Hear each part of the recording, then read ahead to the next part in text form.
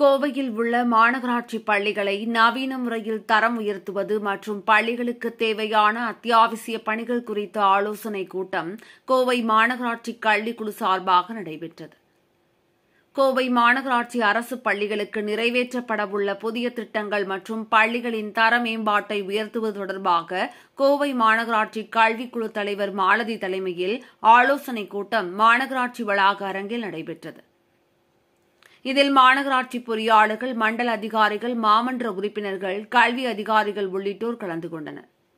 இதில் மாநகராட்சி அனைத்து பள்ளிகளுக்கும் குடிநீர் சுத்திகரிப்பு இயந்திரம் பொருத்த ஏற்கனவே நடந்த குழு கூட்டத்தில் ஆணையர் அறிவுறுத்தியிருந்த நிலையில் தற்போது மாணாக்கர்களின் நலன் கருதி உடனடியாக செயல்படுத்தவும், அனைத்து பள்ளிகளுக்கும் கண்காணிப்பு கேமரா பொருத்த நடவடிக்கை எடுக்கவும் கோரிக்கை விடப்பட்டது.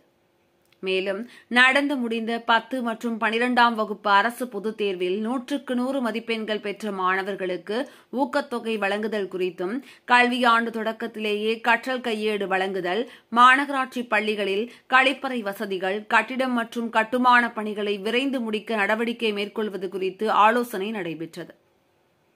மேலும் பல்வேறு பள்ளிகளில் மைதானத்தை சீரமைப்பது, சேதமடைந்த சுற்றுச்சுவர்களை சரிபார்ப்பது, உயர்நிலை மேல்நிலை பள்ளிகளில் ஸ்மார்ட் வகுப்பறைகளை அமைப்பது என பல்வேறு பணிகள் நடைபெறாமல் இருப்பதை சுட்டிக்காட்டிய கல்விக்குழுவினர் உடனடியாக இந்த பணிகளை செயல்படுத்த முன்வர வேண்டும் என கூறினர்.